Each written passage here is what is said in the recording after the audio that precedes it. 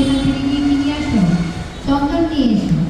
নিয়ে এসে কি করো? আমার গায়ে লেপন করো, তাহলে আমি কি শান্তি অনুভব করি। তো মলয় পর্বত কি এখানে সেখানে? মাধবেন্দ্র মুনিপালের বাড়ি ছিল সিলেটের ব্রাহ্মণগাঁও, জায়গার নাম, একদম ইন্ডিয়ান বর্ডারের কাছে। তো সেখান থেকে তিনি হেঁটে হেঁটে কোথায় গিয়েছিলেন? মলয় পর্বত হচ্ছে উড়িষ্যা, পুরীর আরো দক্ষিণ দিকে, অনেক দূরে। তো অত দূরের পর তিনি হেঁটে হেঁটে এত বছর বয়সে কি করেছিলেন? পার করেছিলেন। এবং চন্দন নিয়ে যখন ফিরছিলেন তখন রেমুনা নামে একটা গ্রাম আছে, সেখানে এসে সন্ধ্যা হওয়ার পরে তিনি কি করছিলেন? একটা বৃক্ষের নিচে বিশ্রাম নিয়েছিলেন। তো নিতে নিতে তিনি জানেন যে রেমুনায় কে আছে? গোপীনাথ আছে। কে আছে?